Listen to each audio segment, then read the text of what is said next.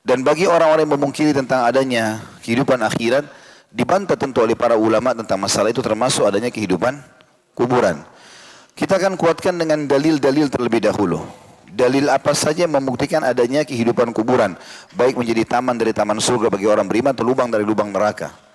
Bermula ayat yang paling disepakati oleh para ulama tentang adanya siksa kubur dan nikmatnya adalah surah Ghafir. Surah nomor 40 ayat 46 yang Allah berfirman tentang Fir'aun.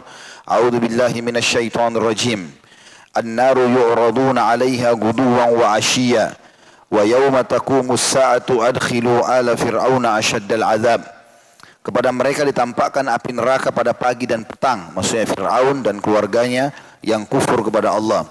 Dan pada hari terjadinya kiamat nanti, atau akan dilihatkan neraka pada pagi dan petang pada saat terjadi kiamat. Dan dikatakan kepada para malaikat, mereka akan diperlihatkan api di pagi dan petang hari di kuburan, dan pada hari kiamat malaikat akan berkata kepada Fir'aun dan para pengikutnya yang kufur, rasakanlah azab yang keras, atau yang masuk ke dalam api neraka. Kata Ibnu Katsir rahimahullah, ayat ini merupakan landasan pokok yang besar bagi ahli sunnah di dalam pendalilan atas adanya azab kubur di alam barzah, yaitu firman Allah subhanahu wa ta'ala, api ditampakkan kepada mereka, Fir'aun dan kaumnya yang kufur, pada pagi dan petang hari.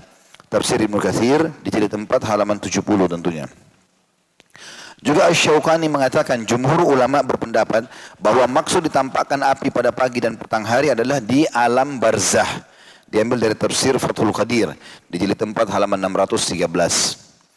Juga Syekh Abu Bakar Jabir Al-Jazairi berkata terdapat pengkhabaran bahwasanya ruh-ruh para pengikut Fir'aun itu akan selalu diperlihatkan neraka atau disiksa di kuburan kepada mereka setiap pagi dan petang. Dalam hadis Nabi SAW, hadis yang sahih diriwayatkan oleh Bukhari di nomor 1379, Muslim 2866, Tirmidzi nomor 1072. Kata Nabi SAW, "Idza mata ahadukum urida alaihi maq'aduhu bil ghadati wal 'ashi."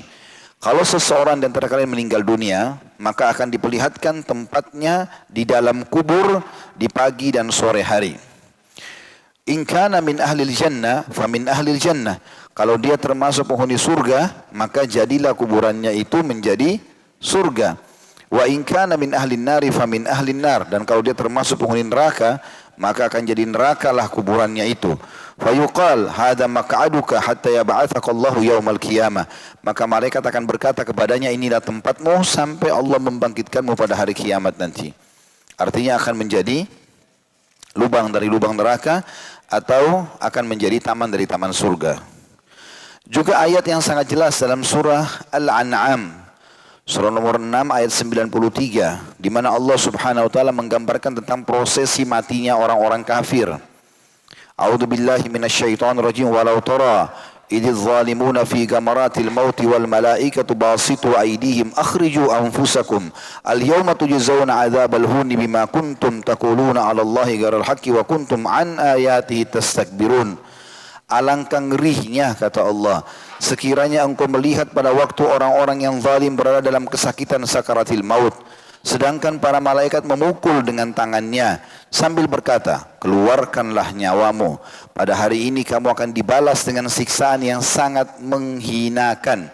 Di garis bawah kalimat ini Allah mengatakan, pada hari ini kamu akan dibalas dengan siksaan yang sangat menghinakan. Karena kamu selalu mengatakan terhadap Allah perkataan yang tidak benar. Dan karena kamu selalu menyombongkan diri terhadap ayat-ayatnya. Maksudnya tidak mau patuh pada perintah dan juga selalu melanggar larangan-larangan. Dikatakan oleh para ulama seperti Ibnu Abbas radhiyallahu anhuma, penafsir umat ini dari kalangan sahabat, sesungguhnya yang dimaksud dengan keluarkanlah nyawamu, pada hari ini kamu dibalas dengan siksaan yang menghinakan atau sangat menghinakan, adalah siksa kubur. Diambil dari tafsir Ibnu Katsir jadi 2 halaman 157. Juga diambil dari surah Sajadah, surah nomor 32 ayat 21 yang bunyinya a'udzubillahi minasyaitonir wa lanudhiqannahum minal adzabil adna dunal adzabil akbar la'allahum yarji'un. Dan pasti kata Allah, kami akan merasakan kepada mereka sebagian azab yang dekat di dunia sebelum azab yang besar nanti di neraka agar mereka kembali ke jalan yang benar. Ibnu Abbas berkata, yang dimaksud dengan azab yang dekat adalah siksa kubur.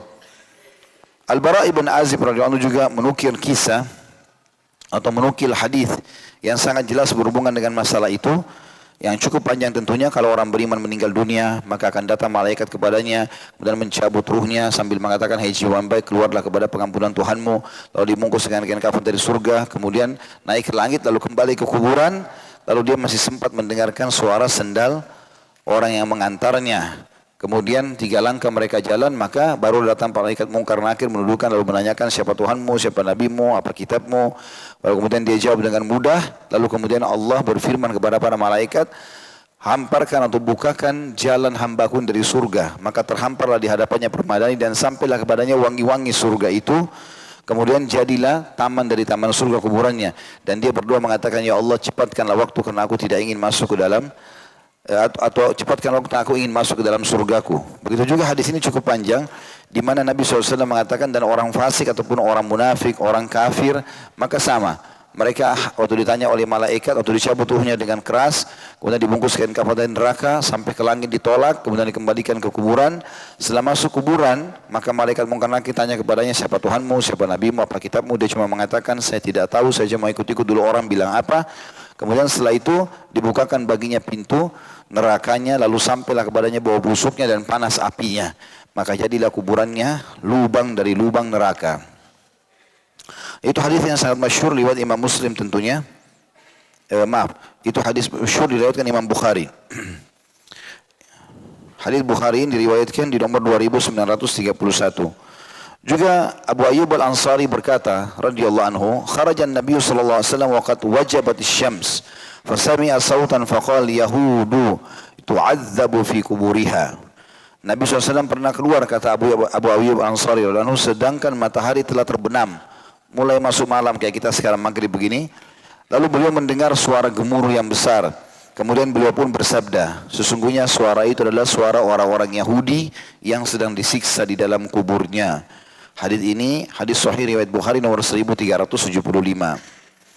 Juga Ummu Mubashirah radhiyallahu anha berkata, Rasulullah SAW pernah datang kepadaku. Saya langsung terjemahkan karena hadisnya lafadznya panjang. Rasulullah SAW datang kepadaku dan aku sedang berada di salah satu kebun Bani Najjar yang dalamnya ada kuburan. Di antara penghuni kuburan tersebut adalah mereka yang mati di masa jahiliyah. Lalu Rasulullah SAW mendengar mereka sedang disiksa.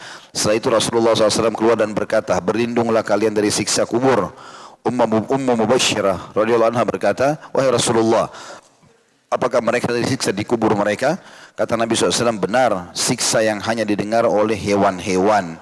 Hadis ini riwayat Ibn Hibban nomor 3125.